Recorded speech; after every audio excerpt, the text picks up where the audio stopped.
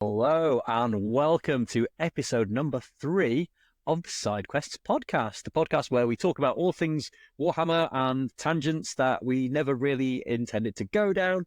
But I am here with my co-host Ollie. Hello there, how are Hello, you? Ollie. We're ready. This is it, episode 3. We're like the Star Wars trilogy, but of podcasts.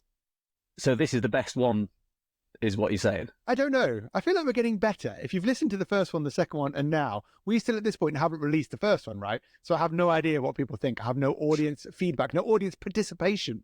So I think We have no views. At this point, we still have no views. We spent hours doing it. Or maybe we're just terrible at podcasts. But what we're going to do, I think, is this is the last one we'll film before we put the first one out now. Yeah. Right. So this weekend, so maybe Sunday, did we say? I think we're going to Sunday put this one from out? now, the first one will go out, and then for episode 4, we'll have heard what you want to talk about. We'll have heard from you from episode 1. Yes, like we've gone back to the past and then the future. Crazy. Yeah, no, Crazy. I'm just talking gibberish, right? But something about that. Yeah, Back to the Future, part 4 will be the next episode.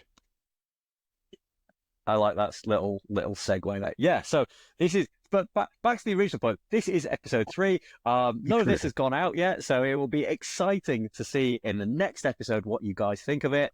And it will be great to see what your comments are, any questions that you've got for us. So if you're watching this now, just make sure that you put some comments or questions down so that we can get to answering them in future videos. However, we have a topic for this video. And we are on this podcast, we do like to ask the big, important questions. And that question is, are we cool now? What do you think, Ollie? Are we cool now? I thought we were doing what's the meaning of life, but are we cool now? Yes. Okay. We can do that. No, we'll do that one in the next episode. So when I say, are we cool now? I'm not meaning necessarily you and I, Ollie. What I am kind of leaning more towards is, as nerds, are we somewhat cool now compared to perhaps when we were a little bit younger? So first of all, should we dive straight in? No, do you know what? Let's do a little bit what you've been up to. Okay, what have I been up to? Well, it's been a while since we recorded the last one. Hey, Ollie. It's been a really long time since we recorded the last one, hasn't it? Yeah. So since the last podcast, I have not really done an awful lot of painting. But I'm hoping between now and the next one that I will have got a few more bits painted. I am actually currently working on the lion for a mate of mine. Oh, interesting. So I still need to kind of finish that off. It's mostly done, but I've done it in sub-assemblies, which I've never really painted in before. Mm-hmm. So I tend to just think that if you can't see it, then there's no point painting it. But because this is quite a special model for a really, really good friend of mine, I wanted to do a really, the best job possible I could on it, and it's taken me a lot longer than I thought. It's you painted the line, haven't you? Yeah, if you want to do it well, it's a bit of it could be quite an ask, right? End of the Primarchs, not even just the size of it, but just the detail of it, and you want to put the time in, particularly if you're doing it for your mates. Yeah. So he is kind of currently on my painting desk, and he's what I need to get finished. How about you? What have you been doing? Have you working on anything else? So I'm really desperate to paint old world stuff, or to finish some armies. But what I've actually got is I'm doing a video for another company, so it's like a dungeon crawler, but like a Hero Quest kind of game. So I'm sort of painting smaller than like 25mm maybe scale RPG kind of miniatures. So like a wizard and a hero and a ranger. So I'm doing a few RPG models right now. So it's a one-off project, really, something I wouldn't revisit necessarily. But yeah, it's at least a bit of a palette cleanser, like small, slightly easier sculpts to paint, and then I'll probably move back into Age of Sigma or something. Don't know. Not sure. Fair enough. I've got a load of army projects on the go, and I'd like to finish them. I think is where we're at. Yeah. So you said old world. What would you? Was it from our conversation in the last episode about the old world that kind of got your juices flowing with that? Yeah, or it reminds me that I else? love it. It reminds me that I want to paint old world. So I have a lizardman and an orc army, and I've got Tomb Kings, which I need to finish up. But really, I want to be painting like something else, like Empire or just cool models. I don't know. I've got Angron here, like 3/4 finished. Should probably finish that at one point. But Age of Sigmar, maybe right now, I might jump back into finishing my Stormcast off or something. I don't know. One of a million projects, right? Like all of us, probably. Totally. If I look in my cabinets here and stuff that's like half done. I'm like, oh, I could finish that. I could finish that. And yeah, I just need to sort of pick something and get it done. But yeah, for me, the Lion is definitely next up on the block to get him finished. Just do it. Just do it. Just do it. Yeah. Yeah. So I just what's his name? Shia LaBeouf. Yeah. So yeah, I need to get him finished sooner rather than later.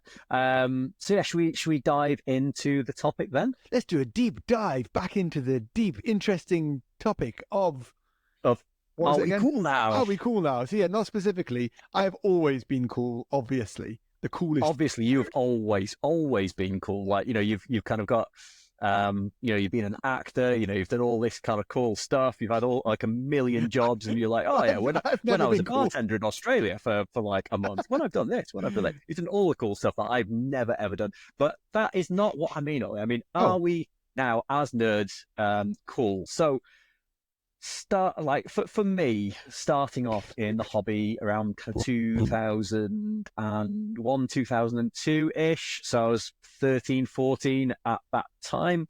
Started playing Lord of the Rings. We discussed that in episode 1. But it was a really kind of difficult time. I played it with my friends, but we were all very secretive about it. Like, we would never. It was like one of those things that you would never talk about it at school in case other people like overheard what you were talking about. And even though we were planning these amazing games and stuff, like, again, I talked about it in episode 1, we played like on the huge, like massive green board. And we played like, everything that we had versus, basically good versus evil. It was an amazing game. But you'd never talk about it in school, like, ever. It was just like this one rule. I remember one of my friends was like, you can't talk about it. You just can't talk about playing Lord of the Rings. And it was just like this little hidden thing that you just wouldn't talk about with people.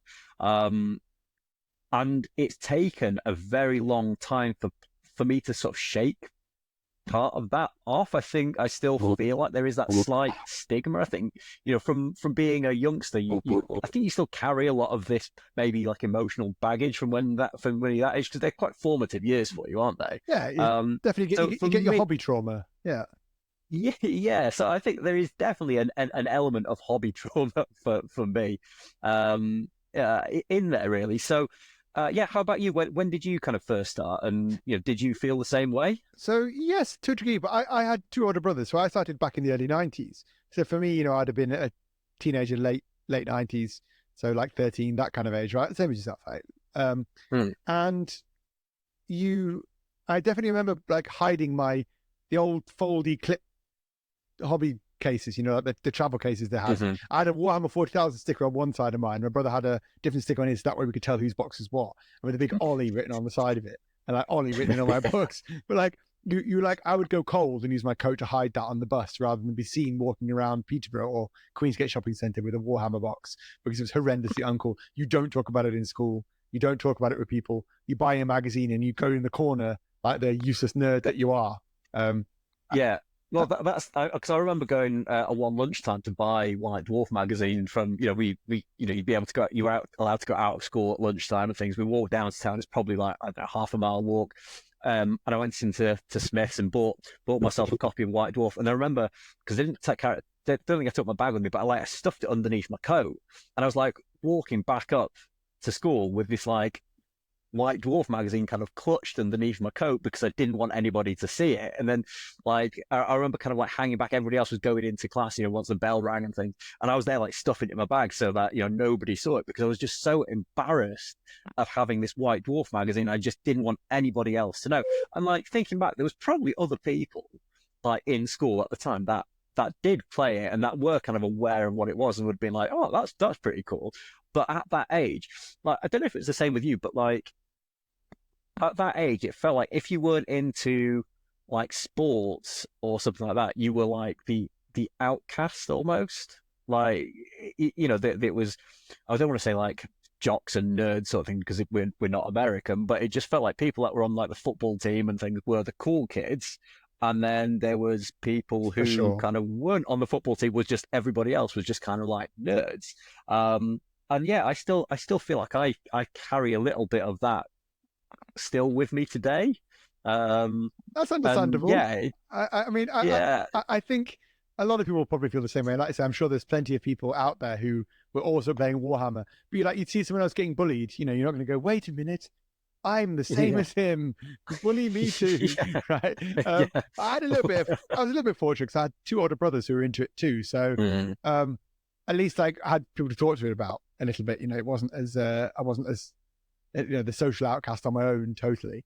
But yeah, mm, that was there. That still is a thing to think about. I think I still get people now come to the shop, maybe particularly like, I don't know, like younger people who might come in and they're a little bit like, it'll be them with a couple of their mates and they're coming, they'll be like, oh, one might know about Warhammer and the other one knows about Pokemon cards, but two others in the background are a bit like, let's get out of here. This place is weird. yeah, yeah, There's still a bit of that, but I think overall the stigma has probably dissipated or disappeared more than it had done when we were younger. And there are several reasons, I think, for this. And yeah. Okay.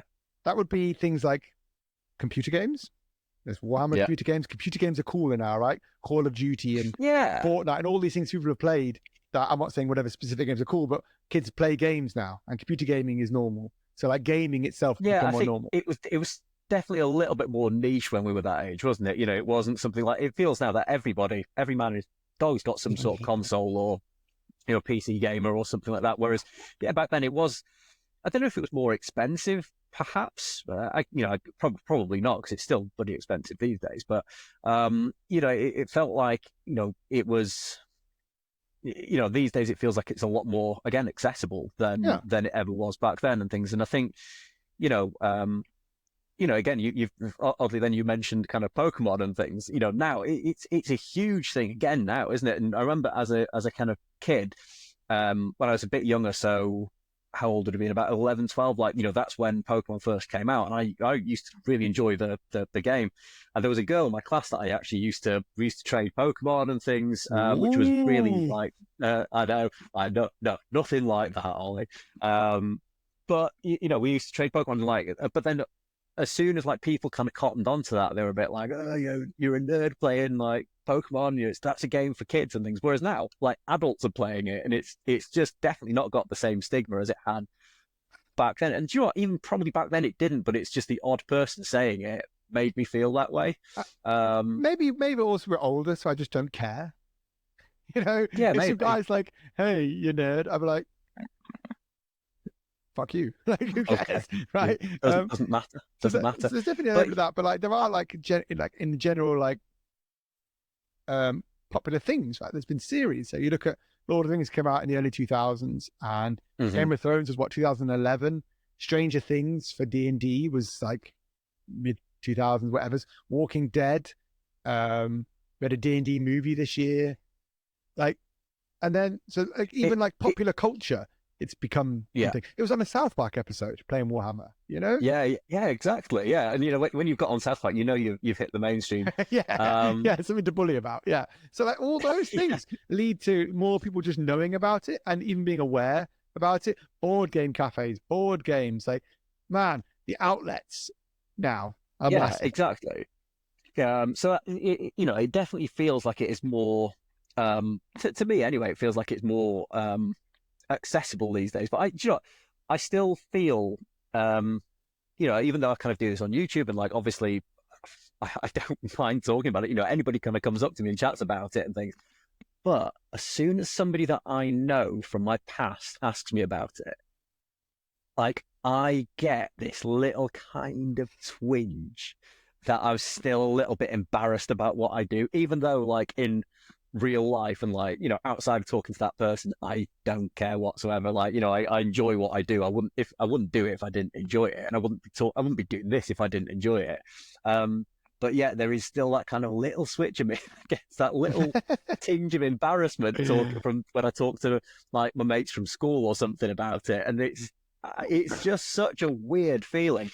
And in fact, one of one of my best mates, he plays well, he only plays kind of with me. He doesn't kind of play socially with anybody else or anything like that.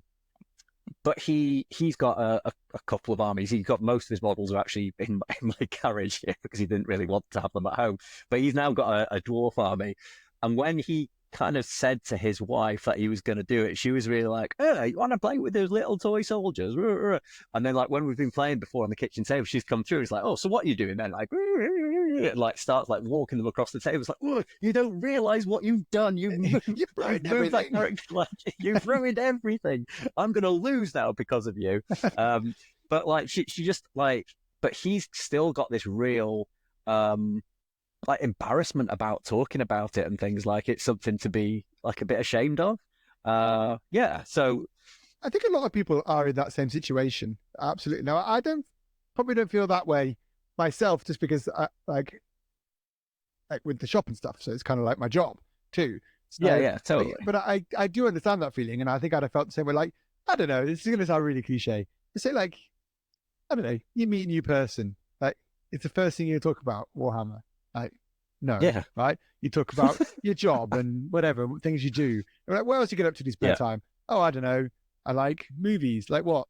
Lord of the Rings. Oh, I like Lord of the Rings. Oh, well, did you know I like Lord of the Rings, but as little toys? Like, and you can. So it's not like a leading topic, but it is a big part of our lives. So it's a shame that like we still feel that way. I'd be interested if other people feel that way, particularly if younger people now feel that way we did when we were kids, because like there are so many things. And do you know what? I'm just going to say it. I'm going to say it now. There's like big celebrities into it, right? Who are normalizing it. And let's you know, it's not someone I often talk about, but let's say Henry Cavill, right? Or Cavill, whatever, is an outwardly Warhammer person doing a series on Amazon potentially, and talks about it on Graham Norton and other shows. And if that isn't normalized, like Superman plays Warhammer. Yeah. You know? Yeah, exactly. Like, that makes it cool, doesn't it? Right, and the thing is, like, it's funny, like, because you do see sort of celebrities starting to kind of come out the woodwork. Do you know of an actor called Raoul Coley? No, what have they been in? He's done. There's like a few like Haunting of Hill House and stuff like that on Netflix. Oh yeah, I know the show. But, yeah. So he's got. I think he set up a separate Instagram now, like entirely just for his like Warhammer. He started like maybe 3 or 4 years ago, and he's just kind of like absolutely fallen in love with it. And like I think Ninjon painted him a Space Marine like a year or so ago as well. And I think he did. I think he did like one of the voices in Bolt Gun. I think it might have been. Right. Yes, I do know who you mean now. Yeah. So he, you know, like people are being kind of more vocal about it, and people who are, you know, they're happy to kind of talk about it and be open about it. Whereas, you know, in the past, maybe that's kind of a little bit more frowned upon. And, you know, is it, you know, it means something to 0.01% of the population.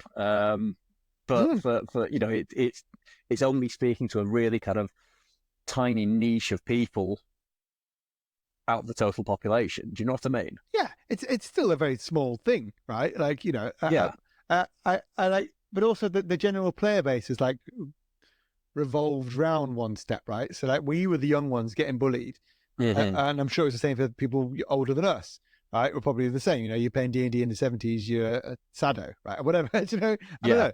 Like, Exactly. As that revolves around, like now the people older than the next generation up for us, I don't know, people in the 50s or whatever, they are used to it too. And then we're used to it, and now our kids are used to it. So maybe one more revolution around when our kids have kids, then like everyone backwards will know about it, you know. And gaming is like now people play on VR. There's things now like I don't even understand, right? Like do you know what I mean? So it's just this like, you know, this constant churning of people where something is normalized. So we're like now the ones leading it. We're the ones. Whatever on YouTube or, you know, the influencers stuff. We're the ones making it cool. Yeah, we're cool now, I think. Yeah. I don't know. Henry Cavill is cool, and the guy from Bolt Gun is cool, and the people voicing him and stuff. And there's like cosplayers going about, like, and they're like an outlet for people, and all those things are just normalizing something now. And I think board games are even bigger than Warhammer is more normal. A lot of people now I would Totally. know who aren't Warhammer associated have or do play board games, or someone's played Cards Against Humanity, even. Do you know what I mean? Yeah. Like, I'd find that as And that, year and whatever, but like that's even adjacent, isn't it, to this? but yeah, but those sorts of things are like, they're kind of gateways into it, sort of thing. Like, you enjoy like that card game because it was like, funny. But then actually somebody thinks, oh, do you know what? There must be other card games out there. And it's Right. just like that way of getting people in.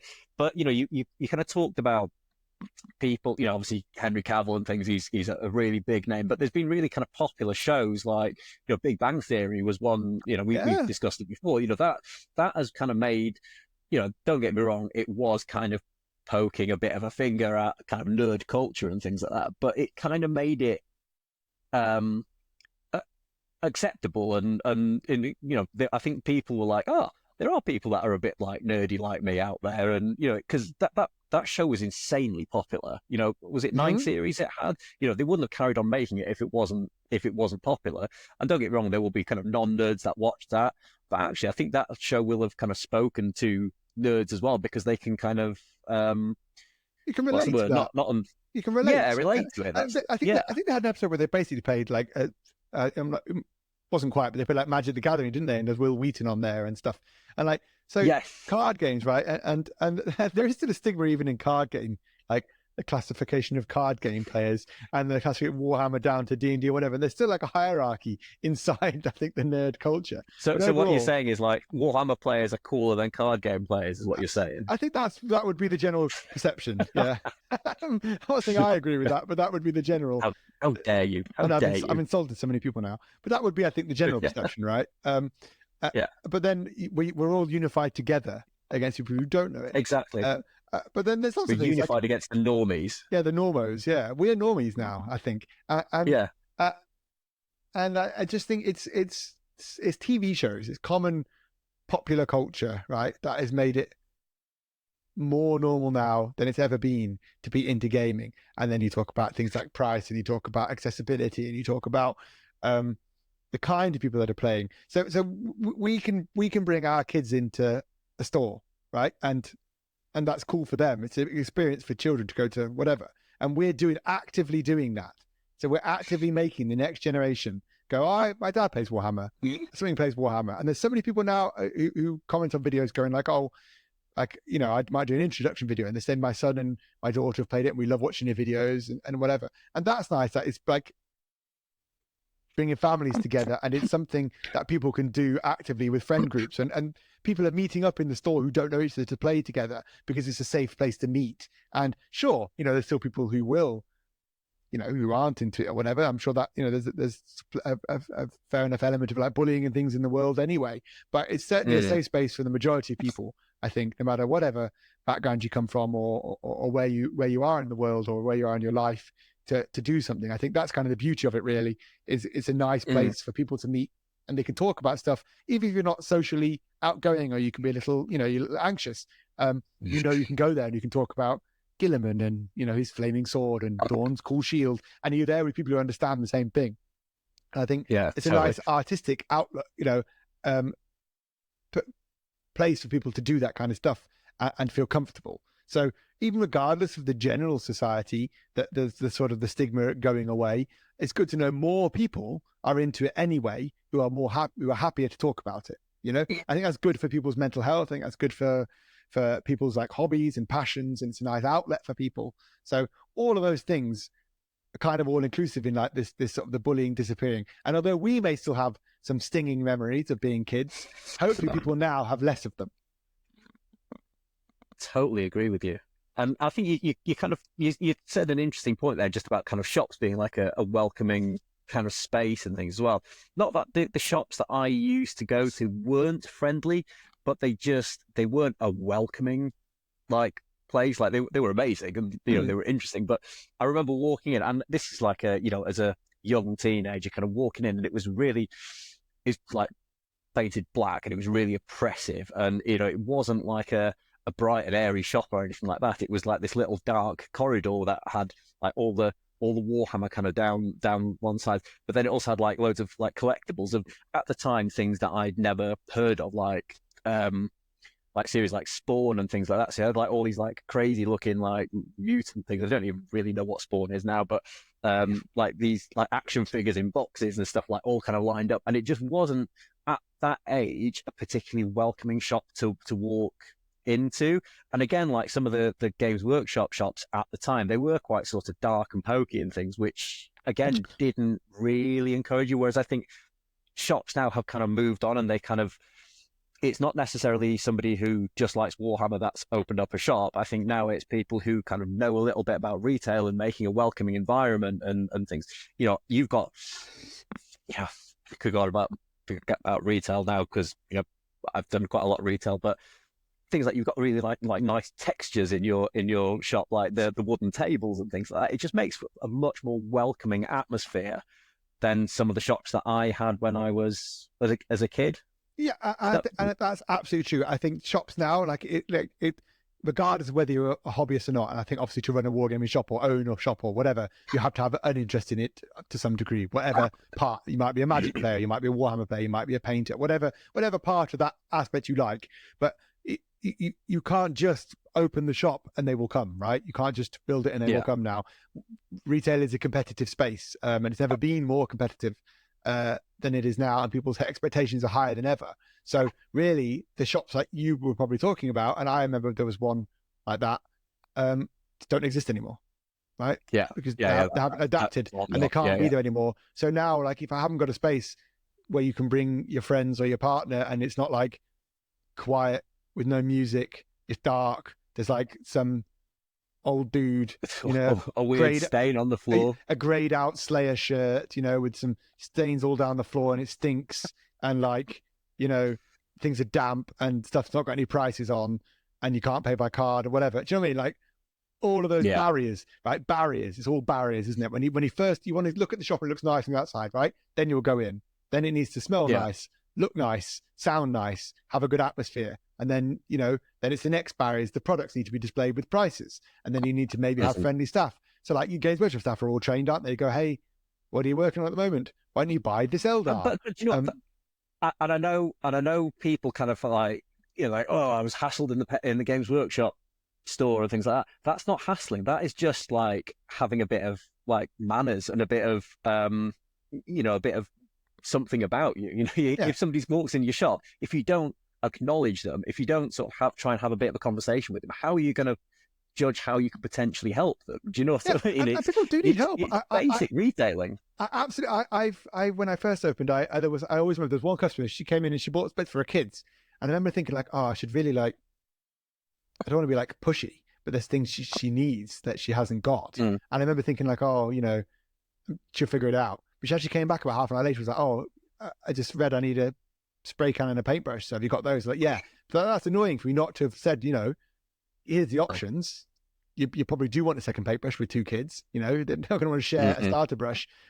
So there are places, of course, that will sell to sell, and it's retail, and it's a job, it's an industry in its own aspect. But it is linked with hobby, and it's all linked to making things more friendly for people. And that way, that stigma disappears, right? You want to go and have a good experience, whether you yourself are into it or you're taking a friend or someone who isn't into it. They don't want to go in there and be like, oh my God, let's go. This is just, exactly. And going back to what this shop was like, it was one of those that, and again, there was like probably some of my insecurities as a teenager as well. But like you'd look round to see if there's anybody that you knew that saw you going into the shop, because you didn't want to be associated with going into that really dark, dingy shop. And you know, it was just not somewhere that you kind of wanted to be seen. So. I think, you know, retail has definitely got a big part to play in that as well. And just kind of, you know, in terms of those formative years for me as well, like obviously Lord of the Rings came out in December 2001, I think that was 2000? 2001 maybe, but prior to that, fantasy films, and I'm going to use my swear word here, but fantasy films were shit, weren't they? Man, they were embarrassing. Like they were awful. Like, you know, I've watched things like Willow recently, or rewatched it, and like it is just you know, the graphics are awful. It's a little bit too high fantasy and things, and it, you know, fantasy as a genre wasn't mainstream, was it? It was you No. know, they didn't really get kind of many fantasy mainstream films. And I think, you know, from watching all the appendices and stuff from the extended editions of Lord of the Rings, you know, Lord of the Rings, when they made that, it was a big risk for them because, you know, Tolkien's world is high fantasy, and it's well, it's not high fantasy, but it's, you know, It was at it's the time, certainly I think, fantasy. in a film industry. I think it was like, you know, nerdy orcs and goblins and wizards, right? And elves Yeah. and dragons and stuff, you know?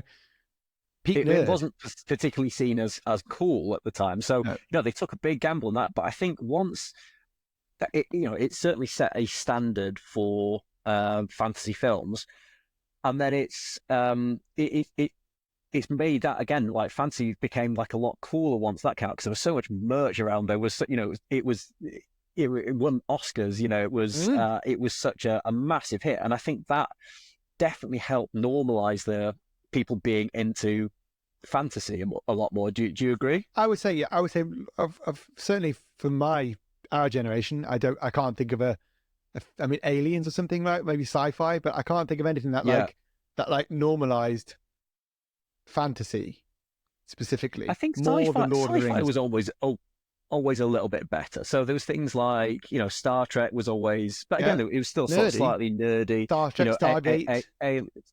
but I think fantasy never quite had the same grasp as Agreed. sci-fi did. So I think Lord of the Rings was the stepping stone to making fantasy normal because it's just on its own, objectively good, you know. And Yeah. then at the same time, like there was historical. So you got to forget, like Warhammer, you know, what wasn't the first thing that was around. Like historical gaming has been around for a lot longer, and historical gaming isn't as popular now as, you know, Games Workshop games and stuff. But you look at, there's still things like Bolt Action out there. There's still World War II playing. There's still all these things. And again, I do think we flipped a generation now where, like, my grandparents, you know, were around at World War II. Probably younger people now, there isn't that direct connection, right? You know, to be born in the 70s or something.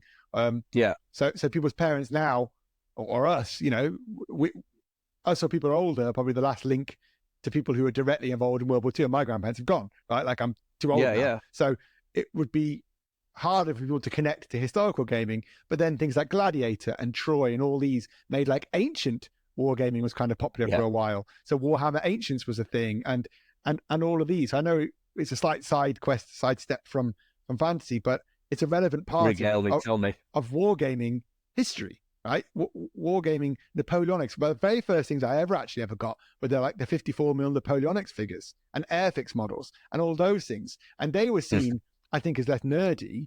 They weren't as like bullyable because they weren't as well known. But people's dads and stuff would do Airfix, and you'd paint models with those old Humble and Tamiya. So like, although our aspect and the things we're thinking about specifically is Warhammer stores and Games Workshop and stuff, there were other things going on along the sidelines as well. And like our parents or grandparents would be the ones building those ships who were passing the information down to us to normalize it to us. Granddad used to have those, and a lot of people come in the shop saying, I used to paint World War II tanks and Airfix models, and they're my age or older.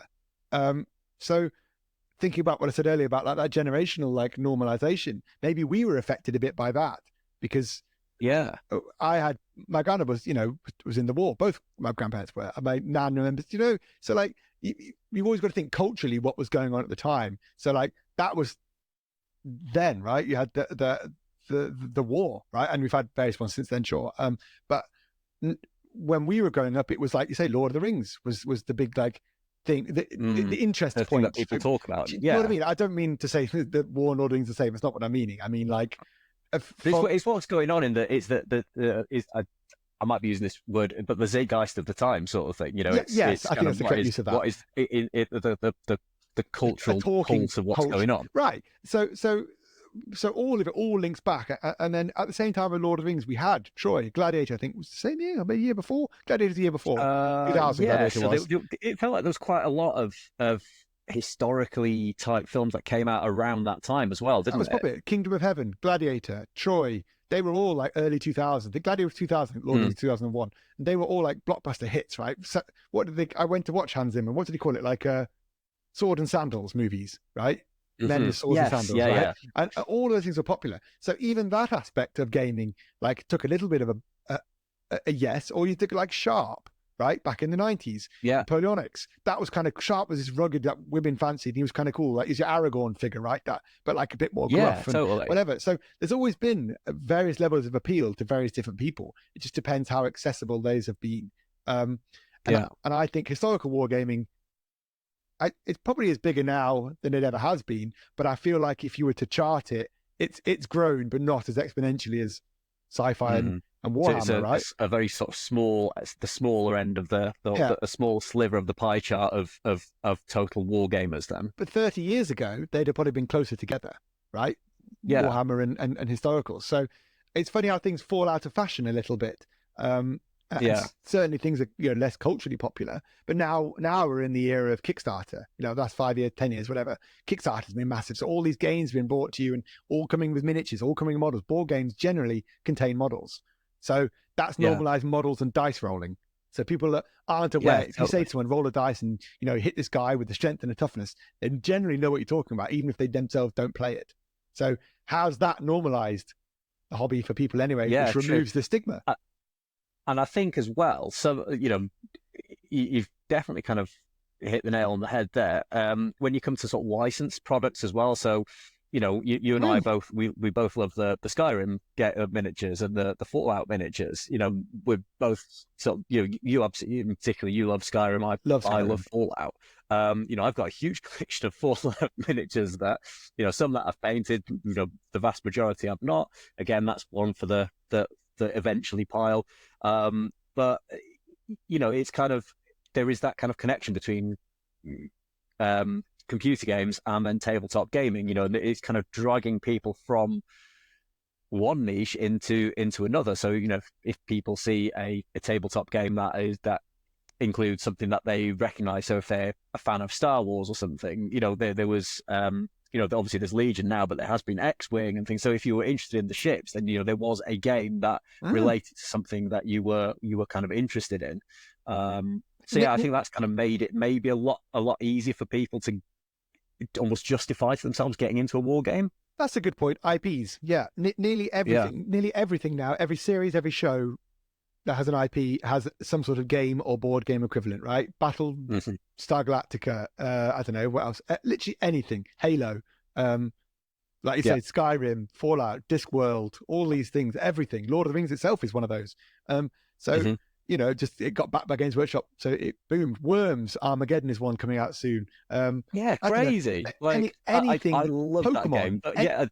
Anything is one of those. It's something now that Walking Dead, that was really popular, has captured. There's a board game for that, right? So even if you're interested, think of it like a tree. Think of like Warhammer, a tree is like a tree. In the middle, you've got gaming, right? That's the big tree branch. And from there, you've got board games, you've got computer games, you've got war games, you've got historical games. And as it spreads out, like it's constantly growing and it's overlapping. So people, like you say, are playing computer games, wanting to buy. Like last episode, we thought, in episode 2, we talked about that, accessibility of it. Space Marine 2, what a huge influx that's had. Total War, what a huge influx that's had. And even people who are playing computer games that aren't Warhammer or gaming related, like board game related. So like Call of Duty, or I don't know what else is popular right now, but whatever. Those people are probably easy converts into other gaming things. So it's broadening, and gaming itself, people who play Grand Theft Auto, I don't know, maybe they could come into a board game of Grand Theft Auto, and then you've got one, right? They're a board game player. And then you go, right, what's after Grand Theft Auto? Space Marines. You get a big gun, you get to kill loads of people.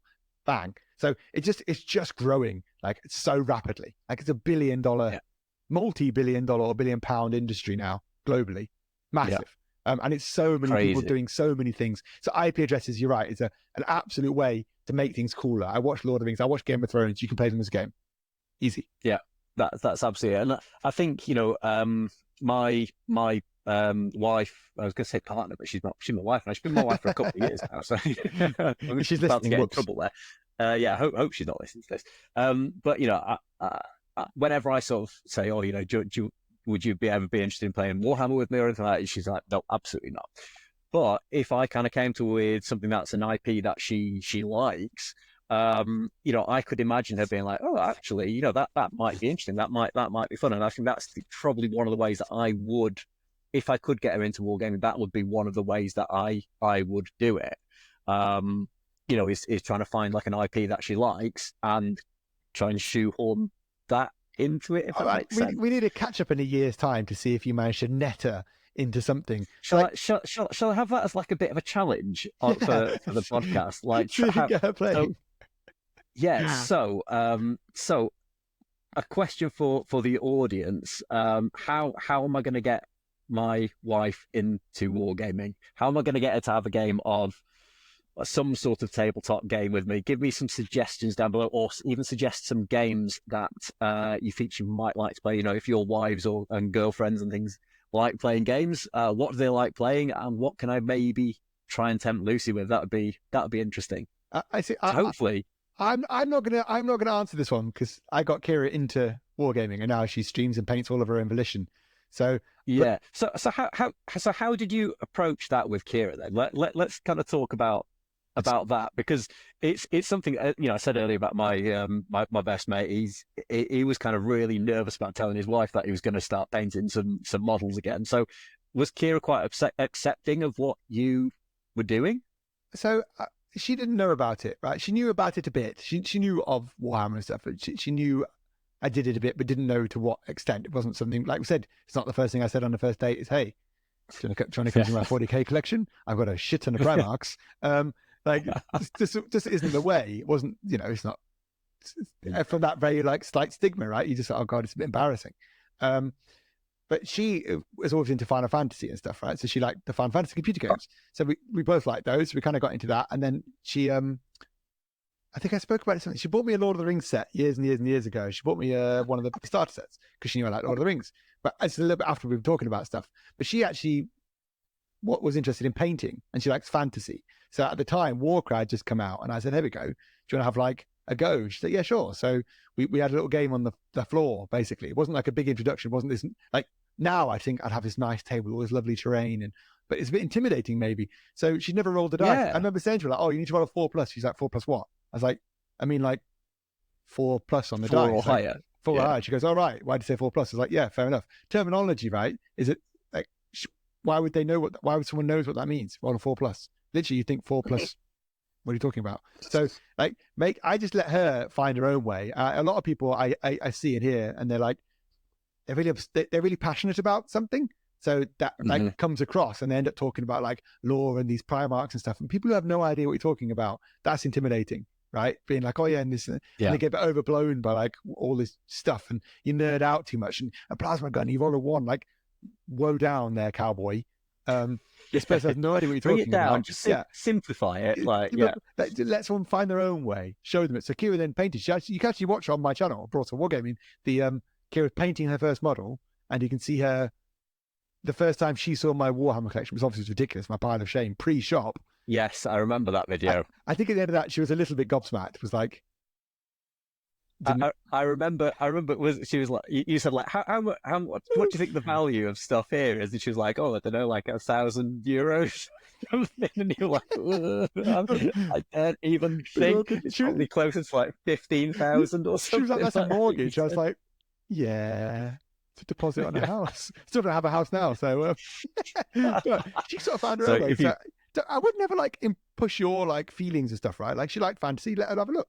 Let her go. Let her paint something. Yeah. And you can do that with anybody. Friends, you can get them in. You can do that with anybody. You can trick them in. The first one's always free, right? So make everything as accessible as possible, and just like let it just be easy. Just chill your boots, right? Yeah, definitely. So so what you're saying is I shouldn't set up a really like elaborate table and things if I'm going to get Lucy into it. Just sort of set it up nice and simple, like I think you should set up an elaborate scheme. I think you should lure her in by accident. Tell her there's like whatever wine in there and a pizza, and it's not. It's Warhammer. Then lock the door and leave her in there for 3 weeks and see if she comes out having read a rule book or not. Until she's not allowed out until she plays a game with me. Yeah, that's what you should do. I think that's what you should do. Okay. And force her to paint stuff and only talk about things you like. That's how you do it. Pretty much what I do anyway. But from that, are we cool? Are we cool now? Yeah. Do you think? I think we're cool. Are you happy? I'm going to say I think it's a lot more accessible. I think you see a lot more. The stereotypical nerd probably still exists, but I think it's a it's a smaller part of the Warhammer / nerdy kind of community than it used to be a long time ago. I think there's a lot more kind of your not normal, not regular people, but kind of, your man on the street is going to be more into something that is a little bit nerdy these days than there may have been sort of 10 or 15 years ago. I'd say so. Do you agree? Yeah, average person, average person is probably has something they like that is nerdy, whether it's computer games or art or anime shows or I don't know, Pokemon cards or reading. Do you know what I mean? Like all of these things, like people, Harry Potter or whatever, right? Someone has liked or done something that would be nerd or nerd adjacent now, probably. Yeah, Game of Thrones. We didn't even talk about Game of Thrones. Yeah, like, Game of Thrones. That's a massive. Huge one. But Game of Thrones, Walking Dead, Lord of the Rings, massive. So I think I'm going to put my stamp on it and say that we are now cool. Agreed? Maybe not us specifically, but I meant us as a collective. As a collective, as a breed, yes. Yeah. I'd say we are. We're a more normalized, cool bunch. Still marginalized a little, but so is everything, right? Like Yeah, but we're not bullied anymore. I don't get beaten up as much, no. Only by Dawn. Yeah. But, don't get swirly every week at school. Leave my swirly. Don't get my white dwarf wet. Yeah, that's my favorite magazine. I don't have to hide it, as much as I used to. Yeah. So yes, cooler now, and I hope other people out there have a similar experience and feel much more validated and seen, because there are more people out there than you think. We're out there. We're always watching. We're just waiting. Exactly. So but I'd be really interested to hear what other people's experiences are with it. Did you feel the same as me? Were you a bit kind of shy about it, a bit nervous about talking to people about it, or were you a bit more like Ollie, where you were kind of a bit more felt a bit more accepted because you had other people in your life that were into it as well? But I'd be really interested to hear everybody else's experience. And I think on that note, shall we close the podcast, Ollie? Yes, just one final bit. I'd love to hear a generational difference as well. I'd love to hear people younger and or older than us and hear their experiences, because I think they might be very different to the ones we have had. Or maybe they're not. Maybe all 5 generations or whatever have all felt as bullied as each other. So that's a really interesting one. So definitely write comments, no matter where or whatever, where even geographically probably makes a difference as well. So would love to hear your thoughts and if you've had the same experiences as us. Yes, on that note, should we end it? We have been... Should we end it? Side Quest Podcasts. Side Quest Podcast. We've been Side Quest Podcast. He's been Bungie. And he's been Ollie. And we'll see you guys in the next video. Catch you later. Bye.